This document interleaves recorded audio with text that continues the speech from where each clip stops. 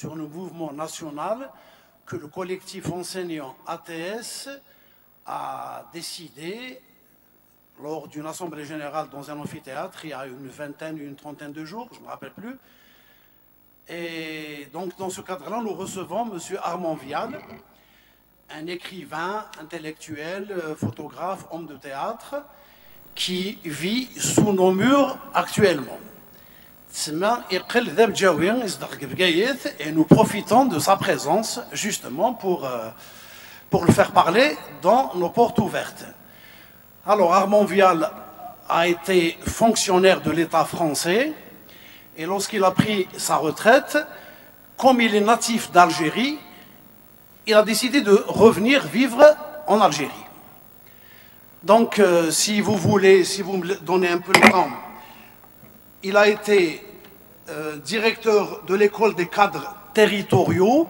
C'est une école de formation de cadres des institutions qui s'occupent des régions en France, comme les assemblées, le conseil général, conseil régional. Et d'ailleurs, il pourra nous dire un mot sur ça, puisque nous parlons beaucoup en ce moment de la régionalisation de l'Algérie.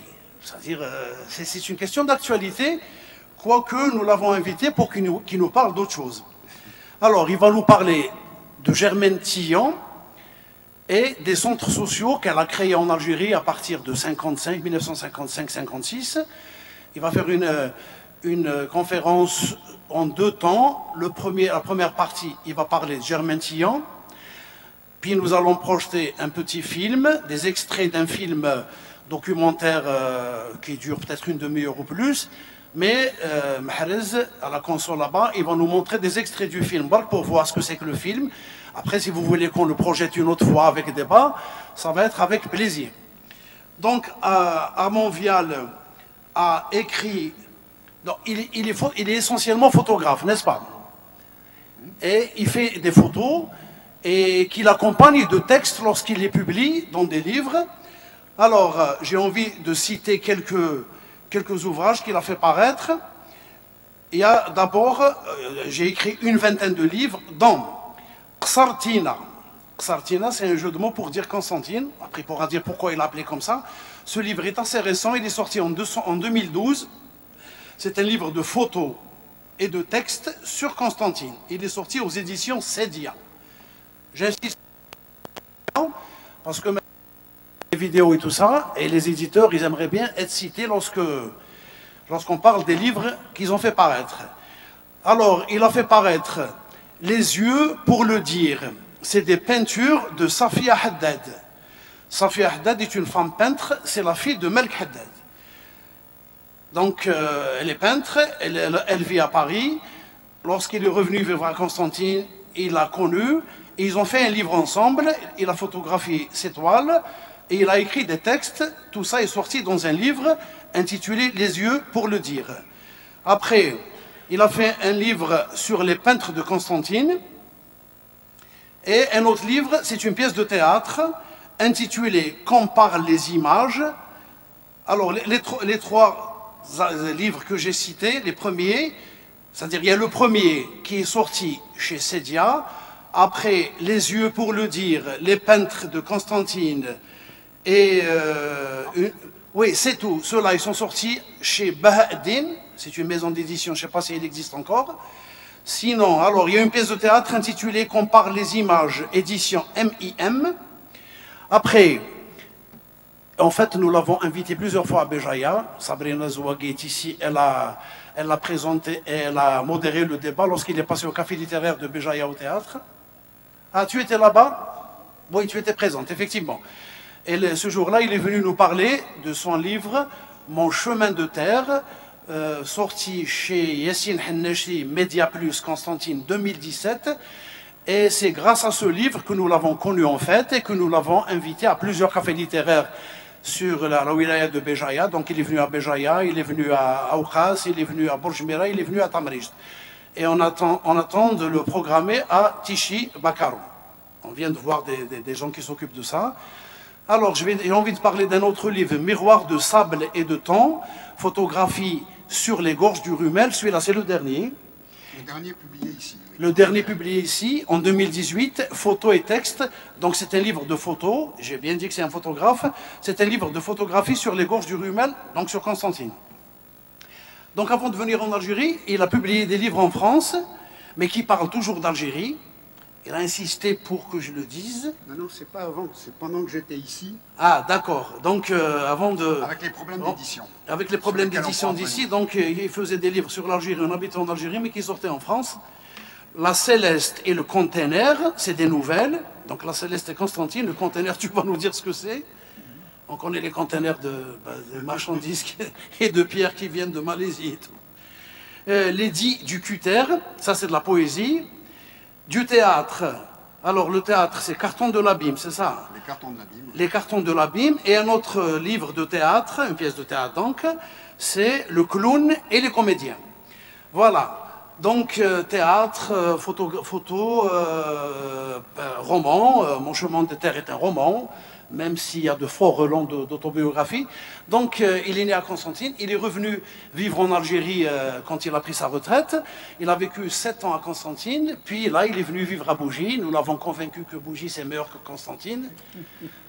Et il est venu vivre à Bougie et il s'offre aux gens qui veulent bien de ses services. Par exemple, à Constantine, il a animé des ateliers de théâtre à l'université, au Centre culturel français, qui s'appelle maintenant Institut français de Constantine. À l'époque, ça s'appelait CCF. Il trouve que c'est plus intéressant peut-être de rendre ces services-là aux gens de Bougie.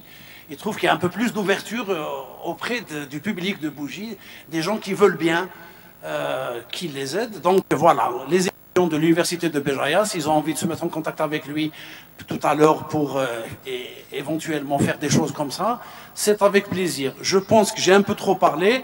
Je lui cède la parole. Alors Armand, tu as à peu près une demi-heure à 45 minutes, et puis avec le film, ça fera en tout 1 heure. Après, dans le débat, tu pourras développer des idées. Voilà. À toi la parole, et comme on dit en kabyle, un soufi Merci, toi, merci bien. Bien, bonjour, mesdames, mesdemoiselles, messieurs. Merci de vous être dérangés pour écouter ce que je vais pouvoir essayer de dire. Hein. Donc, voilà. Fatah a dit déjà un certain nombre de choses me concernant. Alors, je dois vous dire que je suis assez ému de faire une intervention, d'abord sur le sujet qu'on m'a proposé, et puis aussi, ici, dans une université et à Béjaïa. Hein. Et pour moi, c'est quelque chose à la fois de très prenant et de très joyeux en même temps. Hein. Donc je vais essayer de faire avec. Alors par rapport, je vais rentrer tout de suite là-dedans, par rapport, comment dirais-je, à ce que nous vivons ici en Algérie en ce moment, depuis quelque temps déjà, il y a chez moi comme ça des échos avec ce que j'ai connu, à la fois avec ce que j'ai connu en France. Je suis un des 68 arts, donc on a réclamé à l'époque un certain nombre de choses dans nos manifestations, avec nos tracts, nos affiches, nos banderoles, nos machins, nos trucs, puis nos pavés aussi. Et je sens qu'il y a des choses qui se rejoignent. Et je dois vous dire que, quelque part, j'en suis très heureux, en espérant que les choses iront dans le bon sens et en restant dans le calme. Alors voilà. Et vous verrez que par la suite, il y a encore des liens dans ce que je vais dire ou présenter entre la situation actuelle que nous vivons et, parce que je m'y inscris dedans, hein, je vis ici depuis 8 ans, je m'y inscris tout à fait. Donc, entre ce que nous vivons, des choses qui relèvent d'années antérieures, de contextes autres, etc. Alors, pour l'intervention d'aujourd'hui, autre précision, c'est aussi l'ancien 68 art qui parle. En 68, on avait l'habitude comme ça, quand on prenait la parole à l'université, nous étions étudiants, quand on prenait la parole dans un amphithéâtre, ceux qui étaient ici à ma place disaient « Attends, tu parles au nom de qui? De quoi ?» hein? Et j'ai toujours trouvé ça très bien. Alors, je vais vous dire qu'aujourd'hui, je ne parle au nom de personne, sauf de mon nom à moi, et j'assume ce que je vais dire. Mais, je veux dire, vraiment, je ne parle au nom de personne, au nom d'aucune structure, d'aucun parti, de rien du tout. C'est l'individu qui réagit par rapport à un certain nombre de choses et qui réagit par rapport à ce qu'il a vécu en Algérie, enfant, et après en France, et depuis son retour en Algérie. Voilà. Alors, l'intervention d'aujourd'hui, je vous propose, on va la faire en 3 temps. Un premier temps autour de Germaine Tillon. On va vous projeter quelques images. Ensuite, je parlerai de Germaine Tillon sur un certain nombre d'éléments et il y aura la projection d'extraits de ce film. Et deuxième partie, nous parlerons alors là de cette structure qui a été extrêmement importante à un moment donné de l'histoire de l'Algérie, qui s'appelle les centres sociaux, que personne, je pense, sauf un ou deux dans la salle, ne connaissent. Hein. Donc on reviendra là-dessus. Alors voilà, donc on va commencer, on va projeter des images. Il n'est pas là, si, il arrive le monsieur. Je ne les commente pas, simplement vous dire que le travail de Germaine Tillon en Algérie, notamment dans la région des Aurès, est un travail qui lui a été demandé, qui lui a été commandé. C'était une mission, et c'était pas son premier séjour en Algérie n'était pas une mission qui était demandée par un organisme français, mais par une structure américaine qui s'occupait d'ethnologie, d'anthropologie, etc., sur l'ensemble des pays d'Afrique. C'est comme ça que Germaine Tillon a atterri dans les Aurès. Alors, ce qui me semble aussi important de souligner, parce qu'il faut y faire très attention, parce qu'on a des glissements comme ça, mais là, il y a 2 raisons. Une première raison, c'est une différence de culture. Et il n'y a pas de jugement à porter. On peut avoir des cultures différentes et se rencontrer, ce n'est pas un problème. Mais il y a des différences de culture, notamment par rapport à l'image. Et derrière, il y a des questions, des problèmes d'interprétation idéologique. Et je ne vous cache pas que depuis que je suis en Algérie, je n'arrête pas de me mettre en colère. Alors certaines fois, j'en fais part à mes amis, qui sont toujours mes amis étudiants, à Constantine, notamment ceux de l'école des Beaux-Arts. Alors quand je dis colère liée à ça, c'est tout le discours qui se fait autour de ce qu'on a appelé, ce ne sont pas les peintres qui l'ont décidé, ce sont des critiques d'art, ce sont des marchands d'art, etc., de ce qu'on a appelé l'époque orientaliste, l'art orientaliste. On ne connaît pas forcément quand je dis on ne connaît pas, ici, on ne connaît pas forcément les raisons qui les ont amenés là, on ne connaît pas forcément ce qu'il y avait avant dans les mouvements de peinture, avant cette époque, ni après, mais d'aucuns, et je le dirai parce que je le pense et je le lui dirai en face, parmi ceux qui racontent n'importe quoi là-dessus, je pense à M. Boudjedra, qui raconte tout et n'importe quoi sur un sujet qu'il ne connaît pas. Le problème, c'est bien de faire la distinction entre, à un moment donné, un certain regard de peintre, et là, dans les photos qu'on va projeter, le regard de quelqu'un qui n'a pas la prétention de faire des photos d'art, qui n'a pas de message à faire passer, qui n'a rien d'autre que faire des documents de travail. Elle est ethnologue. Ce qui va lui importer, dans le cadre de son travail, c'est les habitudes de vie des gens, comment ils fonctionnent, individuellement, en groupe, quel type de cuisine ils font, quel type de vêtements ils portent, comment se passe un mariage, comment se passe une cérémonie de circoncision, etc. Elle n'a pas et elle n'a jamais porté de jugement de fond là-dessus.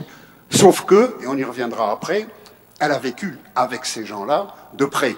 Elle n'a pas vécu dans un hôtel 4 étoiles à Alger, non, elle a vécu et elle connaissait la langue qu'elle avait apprise aussi. Alors voilà, on peut commencer à passer les images.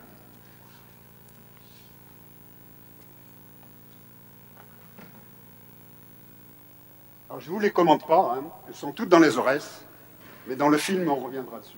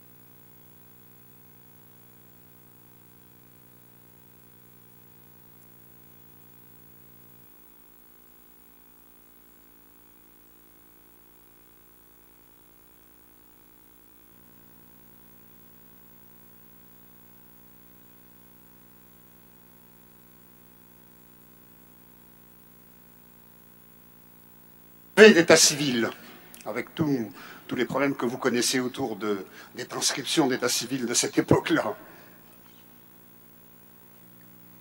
Et ça, c'est elle, pendant son travail-là, donc c'est les années 35-36.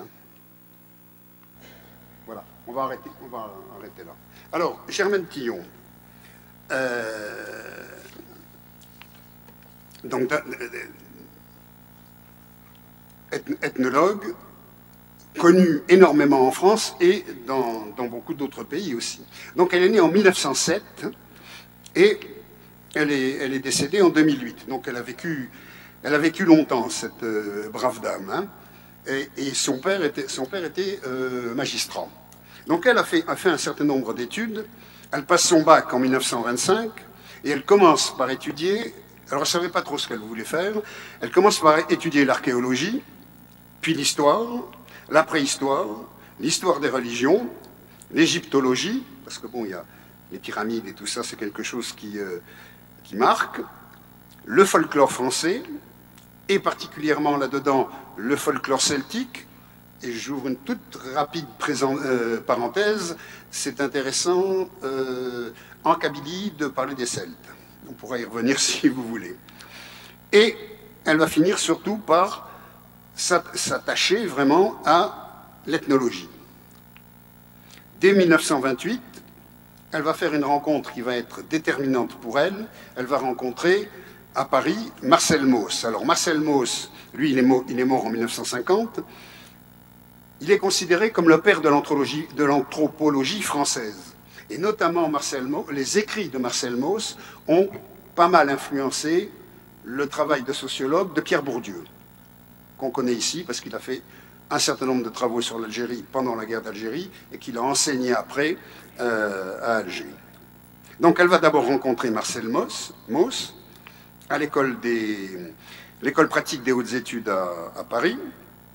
Et quelque temps après, en 1932, elle va rencontrer un autre personnage important qui est M. Massignon, qui lui est mort en 1962, et Massignon étant, comment dirais-je, un spécialiste de l'islam, et lui aussi anthropologue, etc.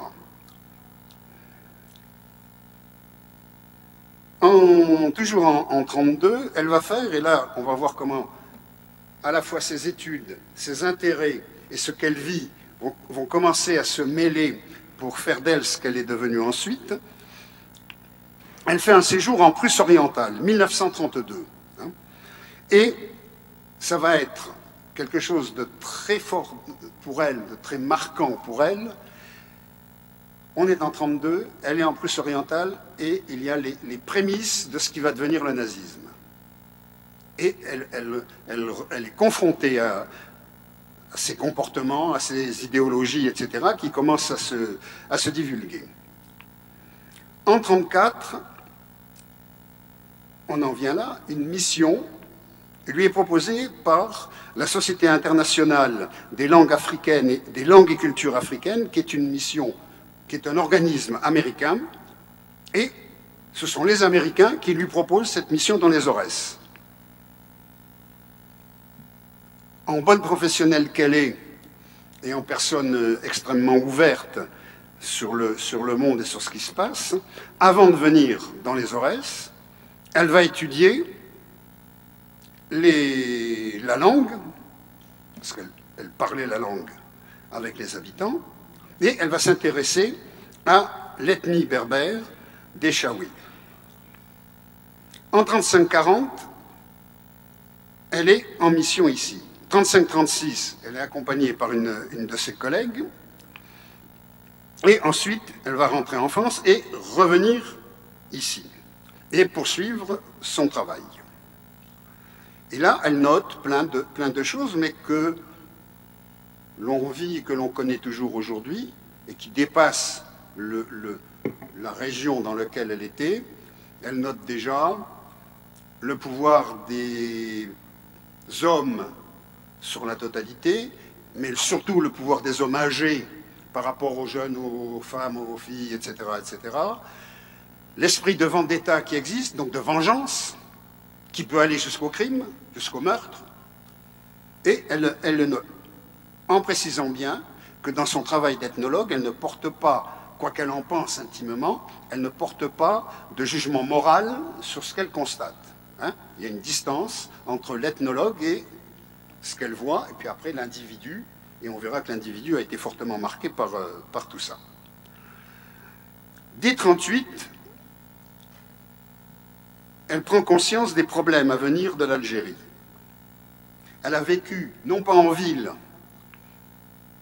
hein, il faut bien se souvenir que dans ces années-là, 80% de la population, je vais dire européenne, hein, parce qu'il n'y avait pas que des Français en Algérie, il y avait des gens d'origine, déjà chez les Français c'était complexe, hein, mais il y avait des gens d'origine italienne, maltaise, espagnole, il y avait bon. Mais 80% de cette population vivait dans les villes. Il n'y en avait que 20% qui étaient, comme on dit, dans le bled. En 1938, elle va donc faire une conférence à Paris, et en attirant l'attention, alors toujours bien sûr une conférence à l'université, en attirant l'attention de son auditoire sur les problèmes à venir de l'Algérie. Qu'est-ce qu'elle avait noté? Elle avait noté une pauvreté qui commençait à s'installer dans le bled. Les villes, elle n'y allait pas. Hein. Pauvreté qui commençait à s'installer. Un système de culture qui commençait à ne plus fonctionner non plus. Ce qui s'en suivait derrière, pauvreté, famine, etc. Et constat que le gouvernement français ne faisait rien pour faire face à cette situation-là.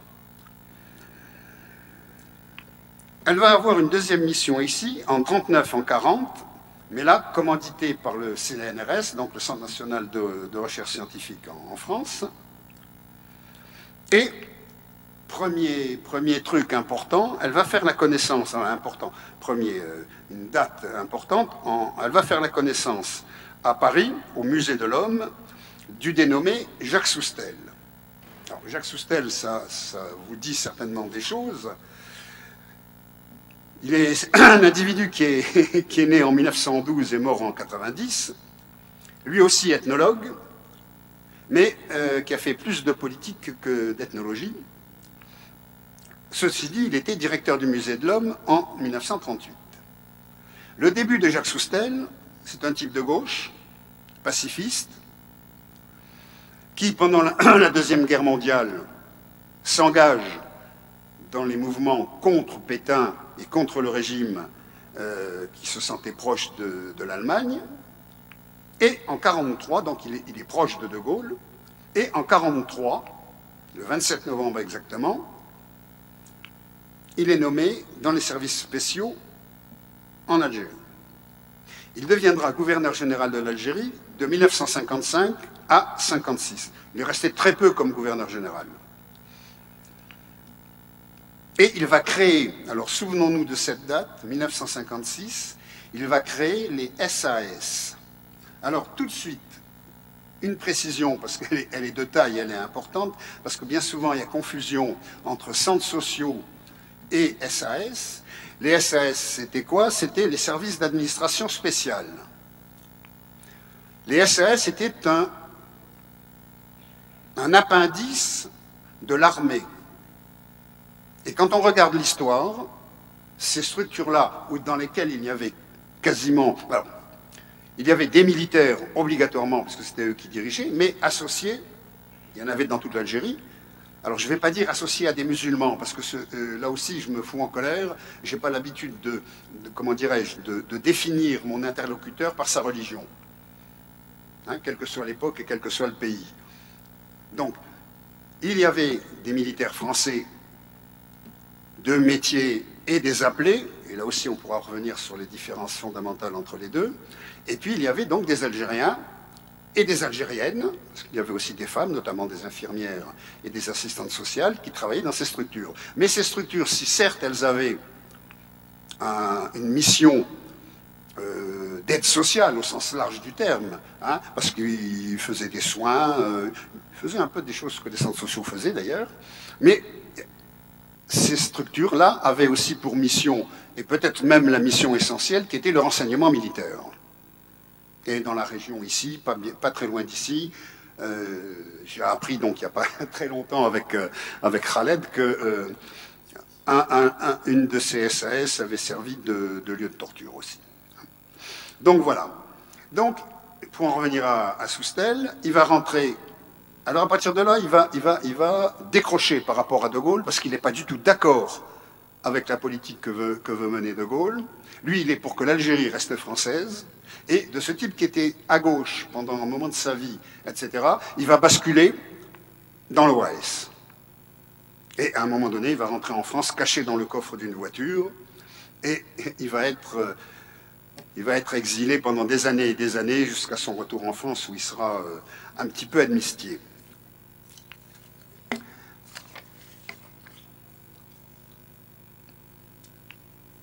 Donc, à la fin de sa mission ici, elle va rentrer en France et s'investir politiquement dans les partis contre le régime en France et surtout contre les partis pétainistes. Elle va être de gauche sans s'en cacher. Et jusqu'au point où, par exemple, à la fin de l'année 40, elle va passer ses papiers d'identité familiaux, etc., à une famille juive, jusqu'à la fin de la guerre, ce qui aura permis à cette famille juive d'éviter de mourir, d'y laisser la peau.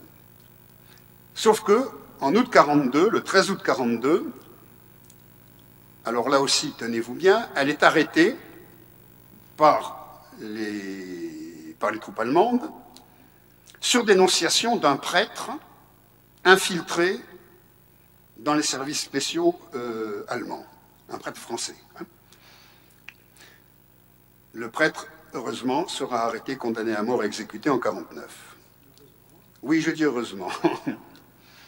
Incarcérée, donc, elle a été, suite à cette arrestation, elle est incarcérée à la prison de la Santé en France.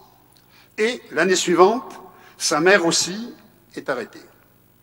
En 1943, elles sont déportées au camp de Ravensbrück.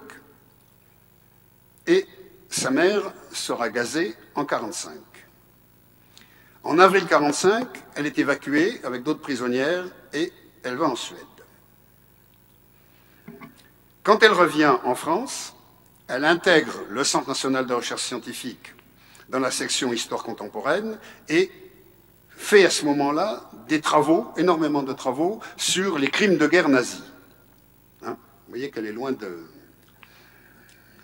Mais quelque chose va se passer, c'est novembre 54, où elle a une mission d'observation en Algérie. Tout le monde sait que le 1er novembre, début de la guerre, alors selon où on est et comment on se place à l'époque, on va parler de guerre d'Algérie ou de guerre d'indépendance ou de glorieuse révolution, bon, on peut, toujours est-il que c'est le début de la guerre, avec la fameuse Toussaint Rouge. Et ça la marque, et d'autant plus que dans les personnes assassinées ce jour-là dans le bus, il y a un enseignant qui venait de France avec sa femme, qui n'étaient pas, je veux dire, des méchants colonisateurs, etc. Ils avaient toujours dans leur tête cette notion de amener le savoir, partager le savoir, etc. Bon, et ça la marque. On va l'envoyer, donc elle le dit, etc. On va l'envoyer en mission dans le département de Constantine, mais elle retourne dans les Aurès et il constate que la situation a empiré, qu'on arrive à une situation de clochardisation, ce sont ses propres termes, hein, avec une destruction de la société traditionnelle, une production agricole absolument faible, un exode rural, donc déjà à l'époque, exode rural, avec les conséquences que ça peut avoir et que ça a encore aujourd'hui, formation des bidonvilles autour des grandes villes, bidonvilles liées à l'exode rural, hein. Donc elle pense tout ça. C'est à ce moment-là, à la fin de cette mission, elle va partir de Constantine, rentrer à Alger, et elle va rencontrer Soustelle, à ce moment-là, gouverneur général d'Algérie.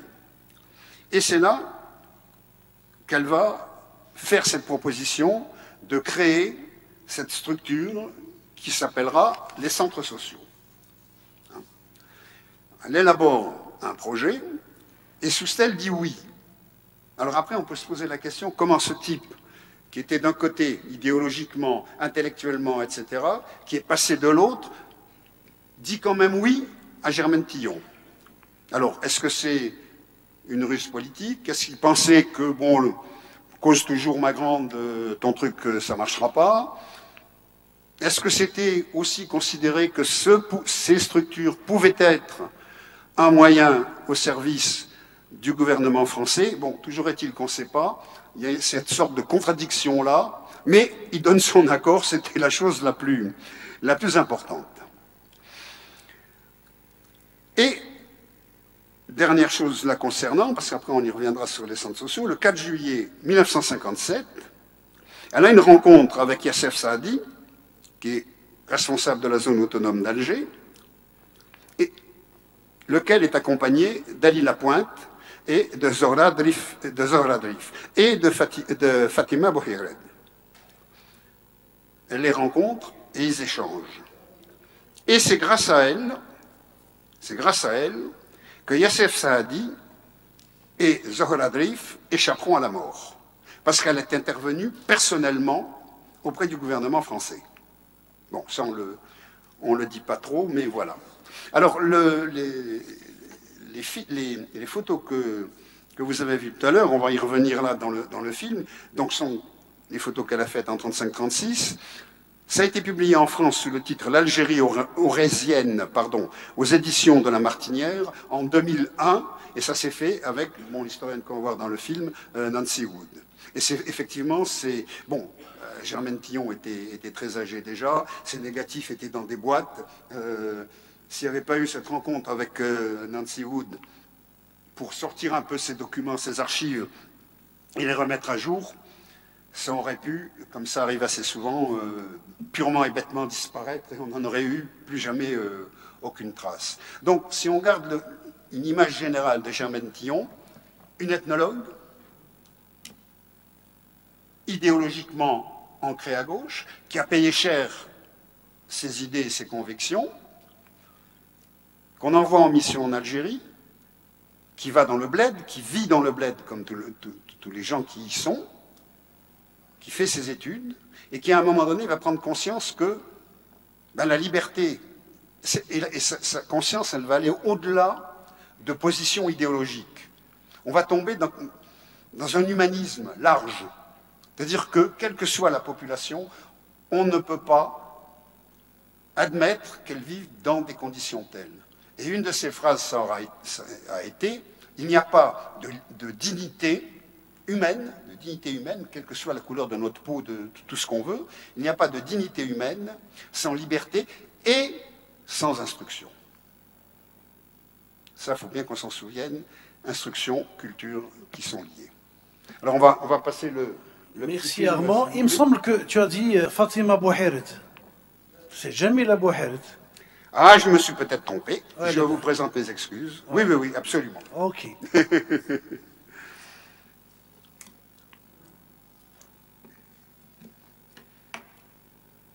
Le film, hein. Donc c'est à toi de charcuter les images, tu nous montres ce que tu veux, tu censures. Lui là-bas à la console.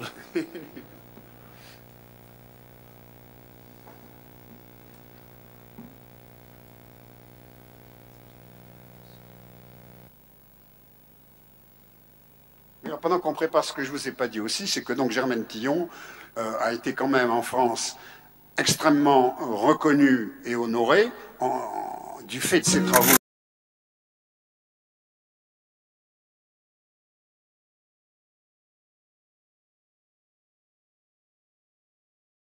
L'église dans la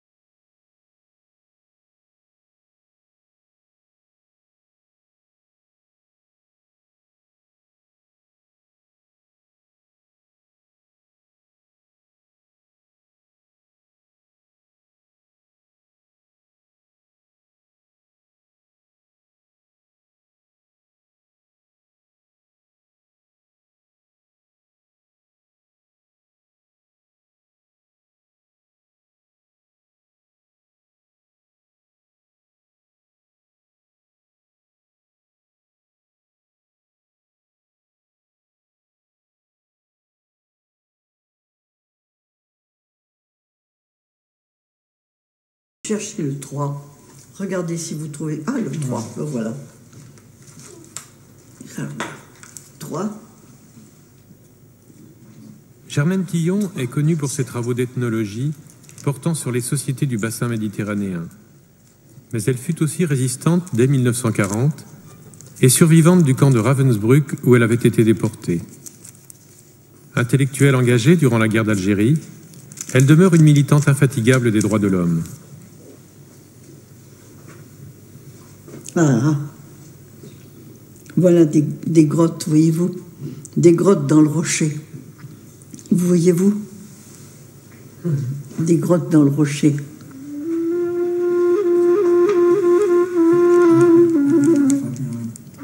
Et en baie...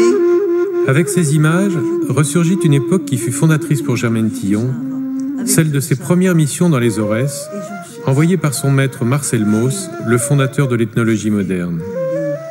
Nous retournons ainsi à ce qui fut à l'origine de cette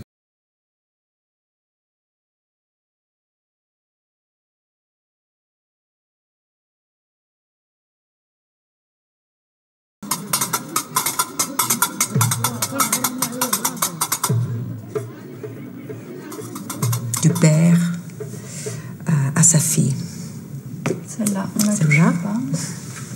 Non. Je crois que c'est bien de finir sobrement. D'accord. Je trouve que cette Durant photo l'été, est très belle. il est décidé que les photos de Laurès seront publiées aux éditions de La Martinière. Quand elle l'a vue, elle l'a trouvée très très belle. Une maquette est réalisée avec les premières photos commentées. 50, Ouais. oui. Alors, il y a 1500 négatives à peu près.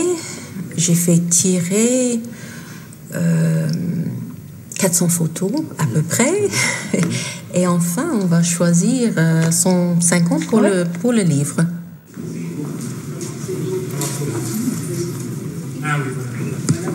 d'ouverture à l'autre. Et ça, c'est la politique paléolithique. De conversation avec l'autre.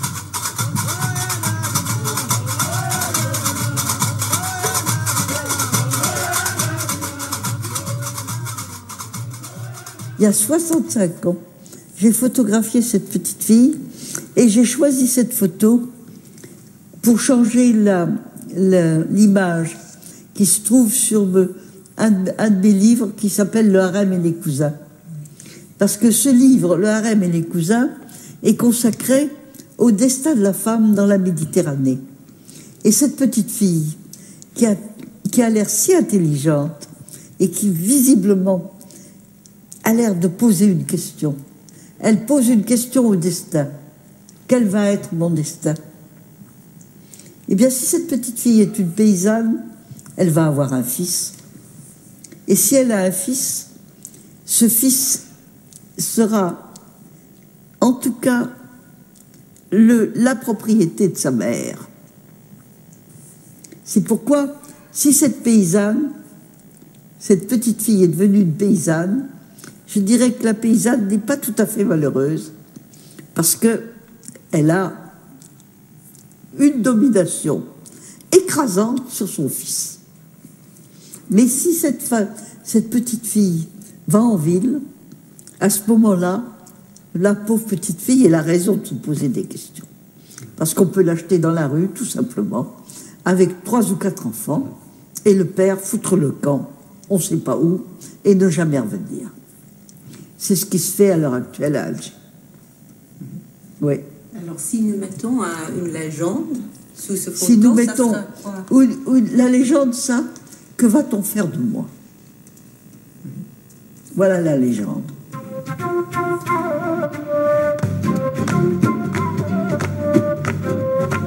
En réalité, c'est cet ancien qui a été...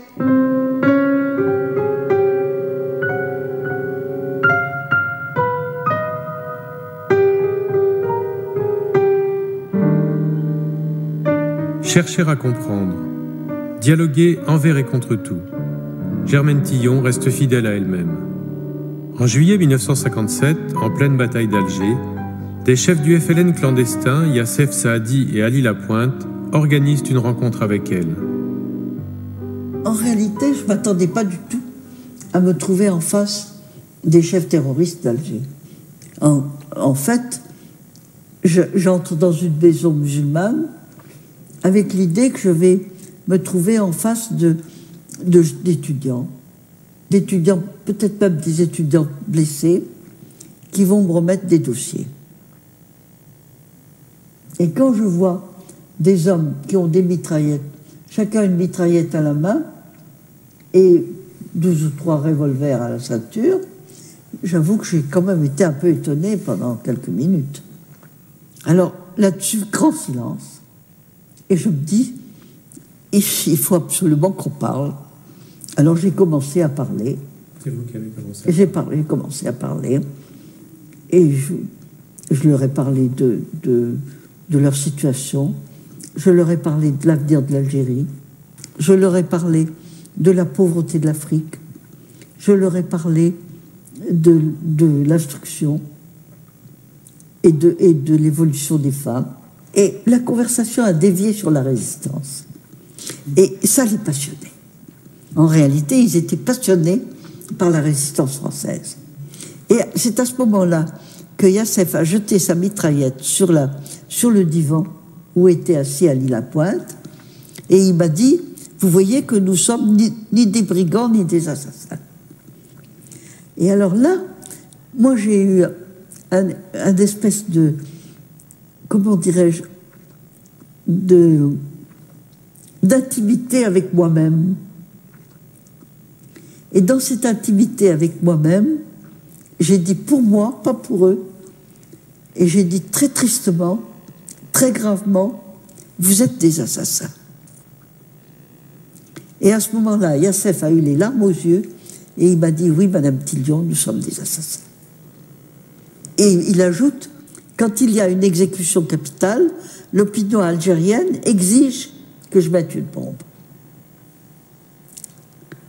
Et alors, il me dit ça, et moi, en route, je me dis, si nous arrêtons les exécutions capitales, alors il n'y a plus de bombes, alors on négocie.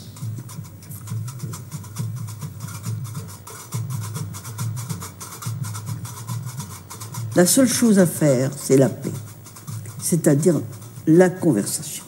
Il n'y a pas d'autre solution humaine que la conversation. Grâce à cet entretien, Germaine Tillon obtient une trêve des attentats de plusieurs semaines. Mais le gouvernement français ne la suivra pas. Les exécutions capitales continueront, les massacres reprendront et la guerre se poursuivra.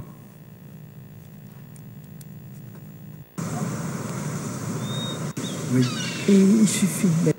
Et nous allons avoir une récolte de roses. Je vais peut-être rester quelques jours pour les voir. Encore quelques jours.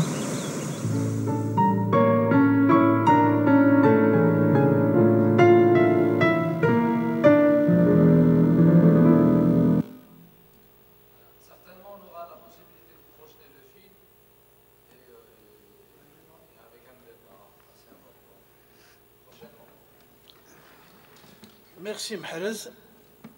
Alors maintenant Armand, tu dois nous expliquer pourquoi ça t'intéresse tant que ça de parler des ondes sociales et de Germaine Tillon. On peut envoyer la première photo? Voilà, merci. On va rester un petit moment sur là, puis après... Bon, alors...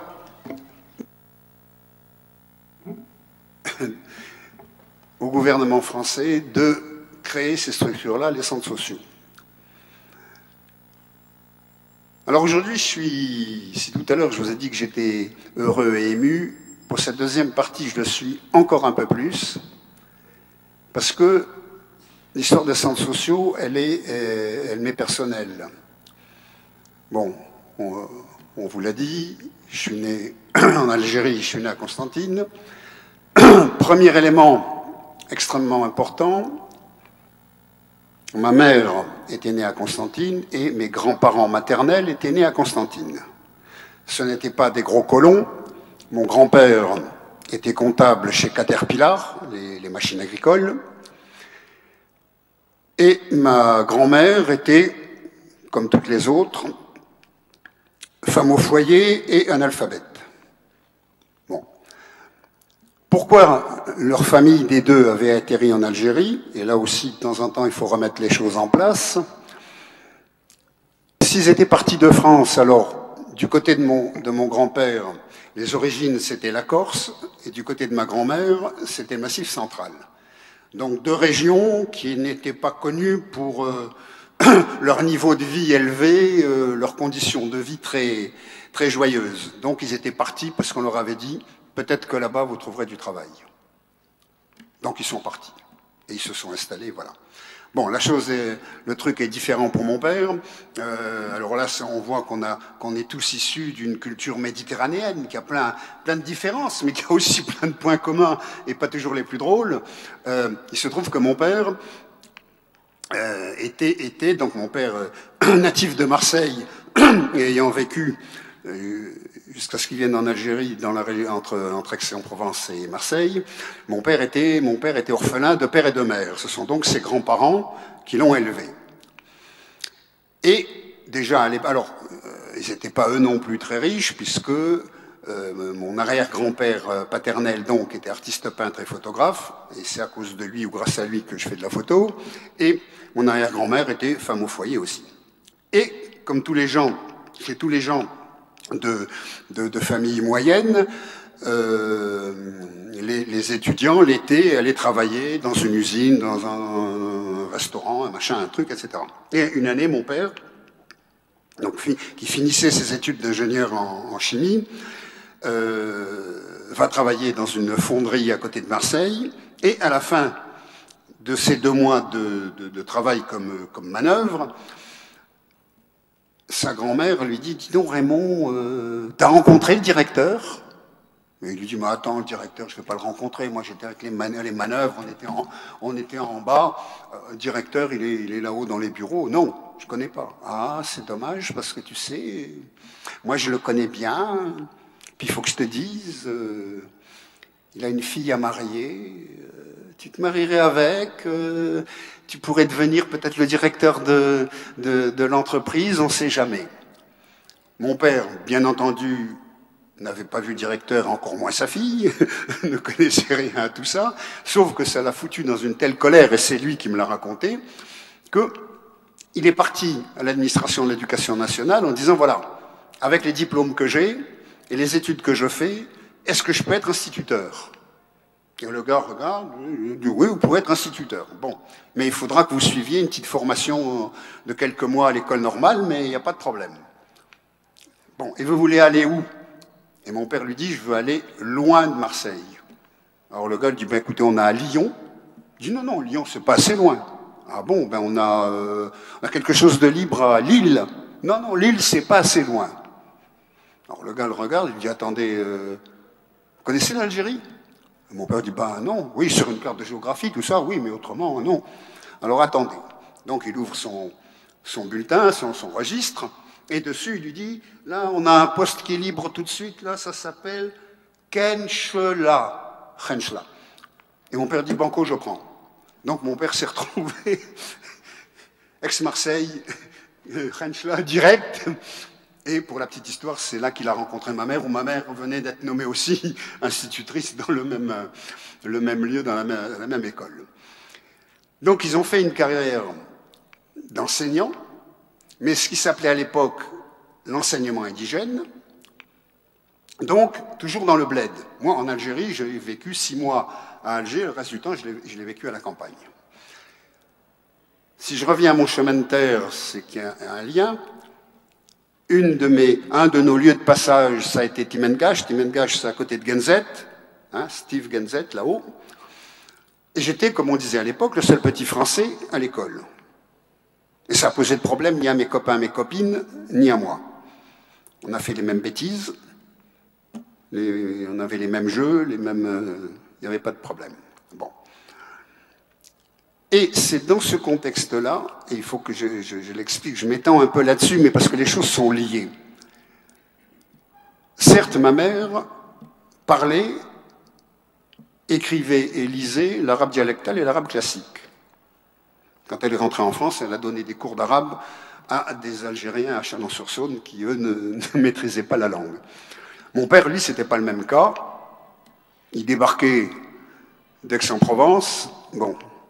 Donc, il avait, et je parle de Timengash parce que c'est un des exemples, il avait on va dire un interprète. Or, l'interprète, c'était, vous voyez comme les choses sont complexes dans nos histoires, l'interprète, M. Brehi, avait passé toute sa carrière comme chauffeur de bus à la RATP à Paris, et à la retraite était rentré dans son bled.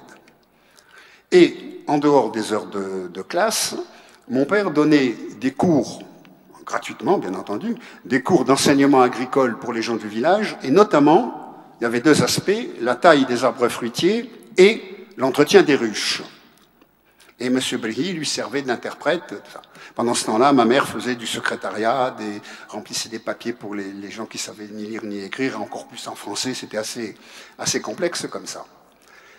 Donc mes parents ont fait une carrière un peu dans toute l'Algérie, un début de carrière dans toute l'Algérie, comme ça, en étant enseignants. Bon. Et je crois qu'il faudra vraiment qu'on souligne le rôle des enseignants en Algérie à cette époque-là. Ça a été quelque chose de remarquable dans 90% des cas. Et c'est ainsi qu'à un moment donné, ils sont rentrés dans les centres sociaux. Donc j'ai eu le grand privilège de connaître, enfant, bien sûr, tout petit, de croiser plusieurs fois M. Mouloud Feraoun avec mes parents. Donc ils sont rentrés dans les centres sociaux. Et ils y ont mené une carrière. Alors c'est pour ça que ça me touche, parce que j'ai été témoin, notamment dans le dernier centre social, aux activités, aux collègues de mes parents, à ce qui s'y faisait, et à d'autres choses qui se sont passées à côté. Alors, première image, donc, celle-ci.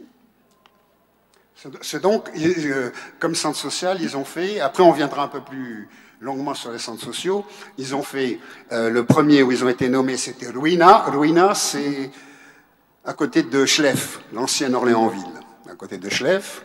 Et les photos là sont des photos à l'époque Rivoli, aujourd'hui Hassimamèche. Donc c'est vers Mostaganem, ça. Donc voilà le paysage des environs de Mostaganem. Une autre, oui. Donc, vous voyez les images, là, c'est pas trop clair? Oui. Donc là, un marché dans un douar à côté, où nous allions avec mes parents faire des commissions. Voilà les locaux des centres sociaux. Alors, on va rester un moment là-dessus, puis après, on reviendra. Alors, les centres sociaux, c'était quoi? C'était des structures qui ne dépendaient pas, au début, du gouverneur général d'Algérie, mais qui dépendaient directement des services du Premier ministre en France. La mission qui était la leur, en suivant l'idéologie, les idées de Germaine Tillon, c'était d'apporter aux gens un minimum de soins, d'éducation, de culture. Donc, quelles étaient les missions des centres sociaux? Un gros paquet, c'était, qui était divisé en deux d'ailleurs, il y avait alphabétisation pour les enfants et les adultes, formation professionnelle pour les jeunes, alors tous les corps de métier, peinture en bâtiment, maçonnerie, menuiserie, mécanique, tout ce qu'on veut. Des actions aussi dans le domaine de la santé, notamment les soins, et à cette époque, quand je vous parle de cette époque, c'était donc à Simamaïch 58, 59, 60, il y avait à ce moment-là de gros problèmes de trachome. Donc il fallait aller dans les familles, dire ce qu'était le trachome, dire comment on pouvait essayer de l'éviter, soigner ceux qui étaient, surtout les enfants qui en étaient atteints, etc. Donc voilà quelles étaient les missions essentielles de ces structures. Qui a fait partie de ces structures dès la création? Bien entendu, un grand nombre d'instituteurs. Et il est important de préciser que la majorité de ces instituteurs qui sont rentrés dans les centres sociaux avaient, pendant le temps où ils n'étaient, entre guillemets, que instituteurs, étaient tous dans des mouvements de ce qui s'appelait l'éducation populaire. Alors l'éducation populaire, c'est un mouvement. Alors il y avait la Fédération des œuvres laïques, il y avait plusieurs structures, plusieurs associations qui se trouvaient regroupées sous le vocable d'éducation populaire. C'était né quand? L'éducation populaire était née, Deuxième Guerre mondiale, dans les maquis, hein, où un certain nombre d'artistes et d'intellectuels qui étaient dans le maquis, qui faisaient de la résistance, avaient dit ce qu'on a vu, les exterminations de juifs, les machins, les trucs, etc., plus jamais ça. Plus jamais ça. Et ce dont on a besoin, si on veut plus que ça se reproduise, il faut que nos populations, qui ne sont pas forcément aisées, qui ne sont pas forcément dans les villes, on leur apporte le savoir, la culture, l'instruction, etc. En France se sont créées plein de structures comme ça, avec des ciné-clubs, du théâtre, des bibliothèques, des ateliers pour enfants et adolescents, etc., etc. Il s'est passé la même chose en Algérie. Ce même milieu d'enseignants-là a reproduit ici ce qu'il y avait là-bas. Et il y a eu comme ça, dans beaucoup de coins d'Algérie, des ciné-clubs qui ont pris naissance comme ça, des ateliers de théâtre qui ont fait comme ça, qui sont nés comme ça, et notamment les fameuses rencontres résidences littéraires et artistiques de Sidi Madani, 1948-1949. Donc à Sidi Madani se sont rencontrés des écrivains français. Il y a eu Camus, il y a eu Francis Ponge, il y a eu etc. Mais il y a eu Mohamed Dib, il y a eu Mouloud Feraoun, il y avait des échanges. Bon, fin 49, ça a pris fin, mais ça a existé. Donc, dans les centres sociaux, on a retrouvé des instituteurs qui venaient de ces milieux-là, de cette mouvance-là. En dehors d'eux, il y avait des infirmières, des jeunes, je ne sais pas comment on va dire, des enseignants, mais en termes de travaux, enfin des profs de maçonnerie, de mécanique, de menuiserie, d'électricité, de tout ce qu'on veut, quelques médecins, et voilà, c'était ça leur truc. Alors un centre social s'était constitué comment? Il y avait un directeur, alors je dis en haut, mais il n'était pas si en haut que ça, et puis entouré d'une, pas une si grande équipe, à peu près de 6, 7, 8 personnes. Bon. Chose à préciser, sur la totalité des membres des centres sociaux, il y avait à peu près, alors les chiffres varient plus ou moins, entre 70 et 80%, aujourd'hui on va dire d'Algériens, et le reste étant français de tous horizons, mais surtout enseignants. Et ces centres sociaux, leur fonctionnement était le suivant. Il y avait, alors c'était, sauf à Alger et à Oran, dans les bidonvilles, où il y avait des centres sociaux. Ma mère a été la première directrice du centre social de Mariédine, la cité Mariédine à Alger. Le reste, c'était à la campagne. Et il y avait dans le bourg le siège du centre social, avec les ateliers, avec les bureaux administratifs, le logement des fonctionnaires. Et puis il y avait des antennes dans les douars autour où les employés des centres sociaux allaient faire l'école, apporter les soins, donner des cours aux femmes sur la couture, le machin, enfin, les travaux domestiques quotidiens. Voilà, c'était ça. Voilà leur structure. On peut passer la suivante.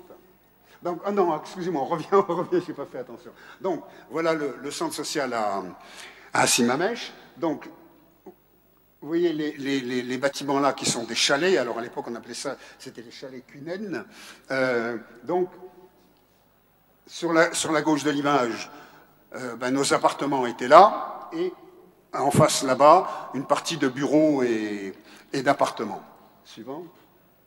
Et là, voilà les structures dans lesquelles il y avait les ateliers mécaniques, peinture, etc., etc. Donc, à nouveau, une image de ma chambre. Le volet de gauche, c'était ma chambre. Alors, ce sont des photos qui ont été faites par mon père. Hein. Donc, autre chose, c'était parce qu'ils partageaient les mêmes visions, qu'ils partageaient le même travail, qu'ils partageaient les mêmes difficultés de travail, il y avait une réelle symbiose entre les membres des centres sociaux. Alors, sur cette photo, on va commencer par elle, tant pis, tout à fait à droite, c'est ma mère, et à côté d'elle, ces deux copines qui travaillaient dans les centres, copines et collègues qui travaillaient dans les centres sociaux, Alors, l'une, c'est Zohra, l'autre, j'ai oublié son nom. La toute petite fille, c'était ma copine Amina, qui étaient toutes les deux, elles étaient infirmières. Voilà. Suivant. Alors, derrière cette photo, il y a une mention à la main de ma mère, photographie de mes élèves.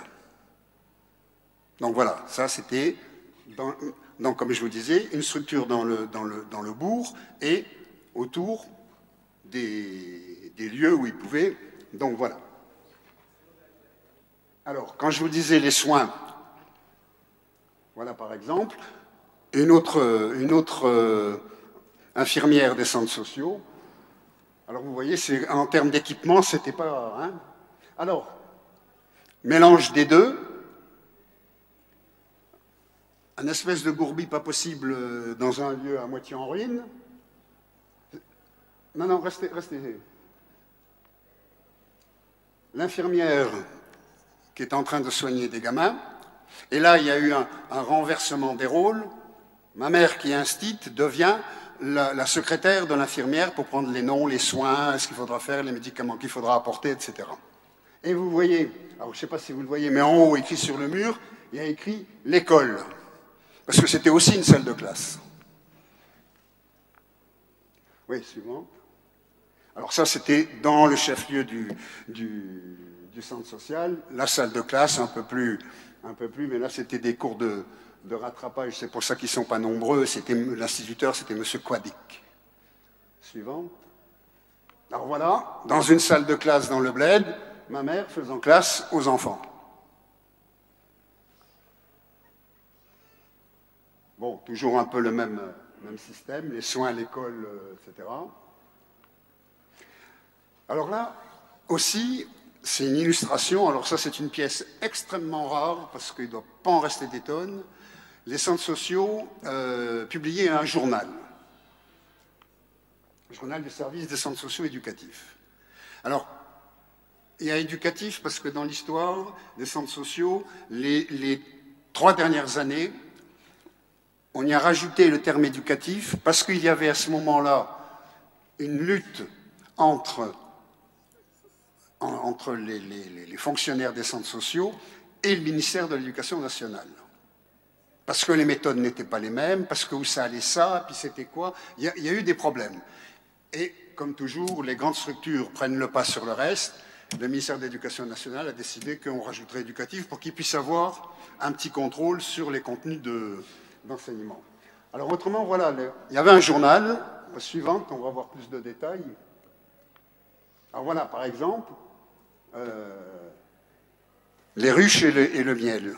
Hein. Une petite intervention là-dessus. Suivant. Voilà. Pour les dames qui apprenaient la couture, à faire des modèles, des trucs, etc., il y avait ça. Ouais, suivant. Oui, oui. Donc voilà les problèmes, quand je disais les problèmes avec les yeux.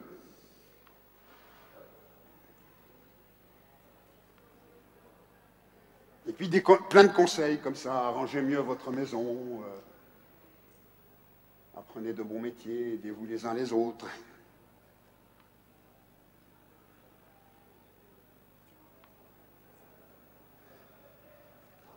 On revient...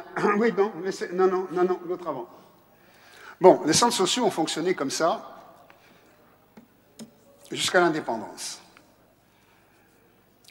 Sauf que les 3 dernières années, alors pour préciser, par exemple, on était donc en pleine guerre.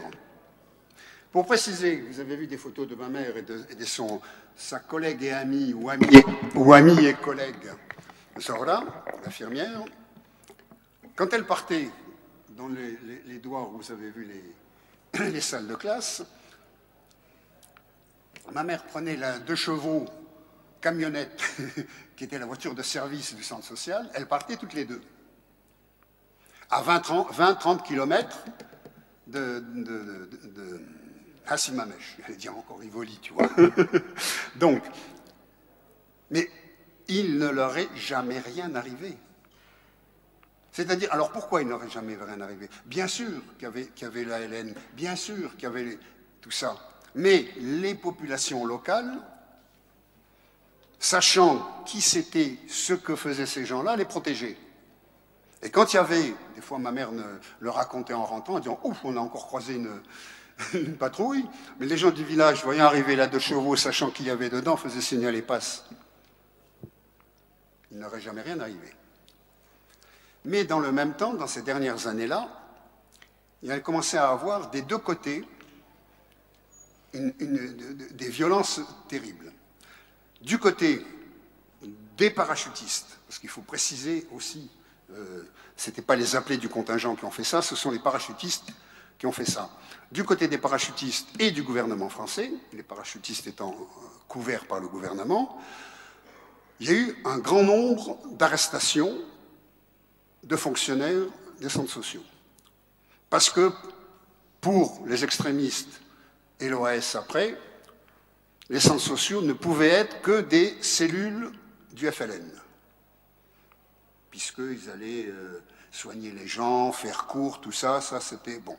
Donc un certain nombre de gens, alors ce qui ne veut pas dire que parmi les fonctionnaires des centres sociaux, il n'y en a pas eu qui ont, à leur façon, pris les armes, non, mais qui ont aidé des collectes de médicaments, faire passer des papiers, etc. Oui, il y en a eu. Plein dans des très proches collègues et amis de mes parents. Mais ça n'est pas allé au-delà. Sauf que ces gens-là, ou certains de ces gens-là, ont été arrêtés, ont été torturés, comme les autres. Hein? Donc moi j'ai le souvenir d'une collègue de mes parents qui est restée pendue par les poignets un certain nombre de jours et que nous avons retrouvé après en France 6 mois ou 8 mois après, qui avait toujours les marques violettes autour des poignets. Bon, entre-temps, elle était devenue boulangère, la pauvre. Bon.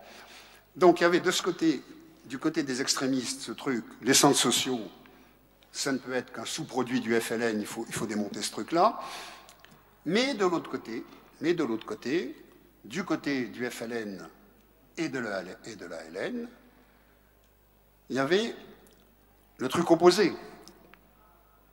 C'est-à-dire qu'idéologiquement, on ne pouvait pas admettre que des structures françaises apportent le savoir, la culture, les soins, etc., à des populations qu'on était en train d'essayer de ramener à nous et de prendre en main. Donc les deux, à un moment donné, se sont trouvés réunis avec le même objectif, alors qu'en principe, tout les séparait. Alors, la précédente.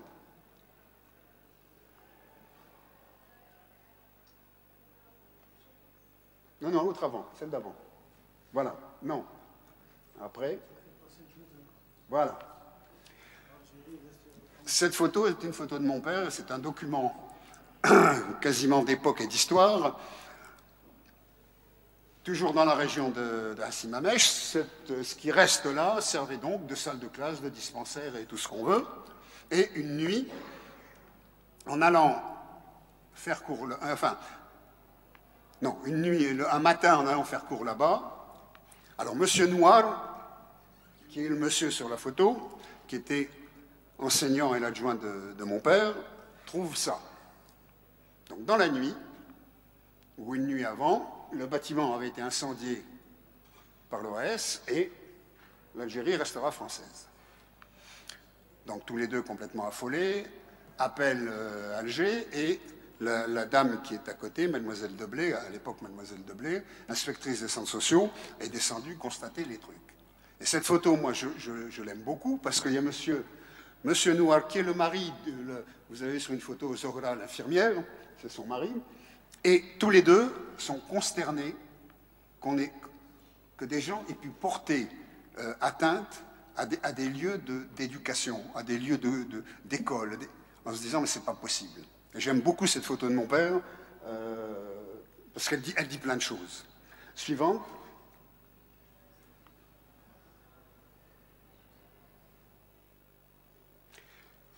Et quelques nuits après, donc quelques jours après, même scénario dans un autre lieu, mais là, ceux qui ont incendié ont sorti le tableau, donc le tableau qui servait à la salle de classe, et ont inscrit ça.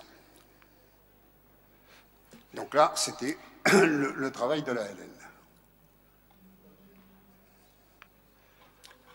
Voilà.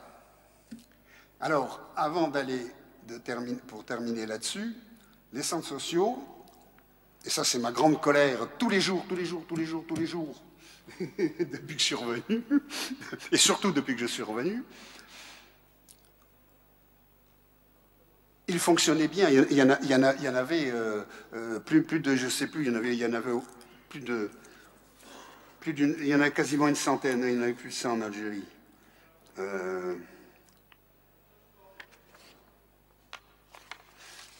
ne l'ai pas marqué, mais c'était ça. Hein. Oui, il y en avait plus d'une centaine disséminés sur tout le territoire. 80% des agents de centres sociaux, des fonctionnaires des centres sociaux étaient donc des Algériens, 20% ne l'étaient pas. Au lieu à l'indépendance, je dis, là je n'engage que moi quand je dis ça, hein, qu'on soit bien clair. Hein. Au lieu qu'on reprenne les propos de Kateb Yassine en disant la langue française butin de guerre, on aurait pu dire les centres sociaux butin de guerre. Il y a les bâtiments, il y a les structures, il y a les machines, il y a les outils, il y a le machin, il y a le truc, et il y a le personnel. Parce qu'entre M. Noir et mon père, je ne vois pas quelle différence il y aurait pu avoir. M. Noir aurait fait aussi bien, peut-être mieux que mon père, j'en sais rien. Bon. Non, ça a été rayé. Rayé de la tête des gens, rayé des archives. Et à qui doit-on ça? À M. Abdelaziz Bouteflika, à l'époque ministre de la Jeunesse et des Sports. Bon. Alors c'est vrai que quand on voit ça, et qu'après on voit aujourd'hui les problèmes qui se posent en termes de formation professionnelle, en termes de soins dans les campagnes, parce qu'on ne vient de pas nous dire, mais moi je lis la presse tous les jours, donc je vois un peu, puis j'ai un peu bougé dans l'Algérie aussi, je me dis, mais pourquoi quelle raison idéologique pas possible, on a détruit des structures qui auraient pu servir, s'augmenter, etc., etc. Bon, voilà. Et je terminerai, parce que ce n'est pas fini l'histoire des centres sociaux, j'ai été personnellement impliqué indirectement là-dessus, le lien. Alors le lien, c'est une revue qui paraît en France, qui est le bulletin d'information de l'association Les Amis de Max Marchand, Mouloud Feraoun et leurs compagnons. Oui, alors pour finir quand même, je vous disais les problèmes avec l'OAS. Effectivement, en 62, à quelques mois de l'indépendance, un groupe d'inspecteurs des centres sociaux au siège à El Biar a été assassiné par l'OAS. Parmi eux, il y avait Mouloud Feraoun. Pardon? Oui, oui. Mais attendez, on va revenir là-dessus. Donc, ils ont été assassinés par l'OAS. Alors, un petit truc au passage aussi. Quand on achète les livres de Mouloud Feraoun, ou qu'on parle de Mouloud Feraoun, quand on en parle, jamais mention du fait qu'il a été inspecteur de centres sociaux. Est-ce que c'est considéré comme une trahison? J'en sais rien. Toujours est-il que, sauf sur un des livres où il y a 2 lignes, ancien inspecteur des centres sociaux assassiné. C'est tout. Autrement, rideau. Pardon? Voilà, oui, 2 lignes. 2 lignes. Bon. Donc, il y a une association en France, les amis de... Alors Max Marchand, Max Jacob c'est un poète. Max Marchand étant le dernier directeur général des centres sociaux. Donc il y a 2 ans, 3 ans, j'étais à Constantine, ma fille m'appelle au téléphone et me dit, écoute, voilà, j'ai des collègues, alors elle est archéologue, elle est chercheure en archéologie, mais elle a des collègues un peu dans différentes disciplines universitaires. Elle me dit, écoute, voilà, j'ai appris qu'à la bibliothèque à Paris se tenait un colloque sur les centres sociaux. Ça serait bien que tu fasses une intervention écrite, si tu ne peux pas te déplacer, ça serait sympa. Donc moi, je ne connaissais pas cette structure-là, je prends contact. Et donc, je prends contact avec son président, M. Philippe Ould Daoudia. dont le papa a été assassiné et était dans les centres sociaux. Et au téléphone, je lui ai dit, écoutez, voilà, mes parents étaient directeurs de centres sociaux, je connais un petit peu cette histoire, j'ai des documents, etc. Ah oui, oui, oui, super, super, super. Donc je fais un petit texte et je joins les 2 dernières photos que vous avez vues. Quelque temps après, sa secrétaire m'appelle et me dit, écoutez, voilà, on a bien reçu les photos, alors monsieur Ould-Daoudia demande combien vous voulez pour les publier. Je dis, attendez, moi je ne demande rien. La seule chose, c'est pour moi qu'il y ait les photos, ce sont les photos de mon père, qui est son nom, c'est tout. Je ne demande rien d'autre, photo Raymond Vial, et puis c'est tout. Ah, merci, merci. Oh, 8-10 jours après, je reçois un nouveau coup de fil de la secrétaire, me disant, écoutez, là, monsieur Vial, il y a un problème. Vous êtes sûr vraiment de la 2e photo que vous avez envoyée? J'ai attendu laquelle? Ben celle, vous savez, c'est marqué la LN, ça, parce qu'on en a parlé avec monsieur Ould-Daoudia, c'est pas possible, hein. Jamais la LN n'aurait fait un truc comme ça. C'est certainement les gens de l'OAS qui ont copié la façon de faire de la LN pour faire ça. Alors, je me suis fendu, comme je suis photographe et puis que je connais un peu un certain nombre de choses quand même au fil du temps, je lui ai fait à M. Ould-Daoudia une espèce de note technique en lui disant, ben, regardez comment l'image est conçue, l'occupation du texte dans l'espace, les fautes qui sont de temps, de grammaire, qui sont dedans. Bon, ça parle tout seul, c'est pas la peine de... J'ai pas eu de réponse. Et quand le bulletin est sorti, eh ben, il avait sucré la 2e photo, donc censuré la 2e photo et la partie du texte qu'il expliquait. Voilà, je voulais quand même vous le dire et finir par ça, parce que quand même... Merci, merci Armand. Merci. J'ai envie de dire que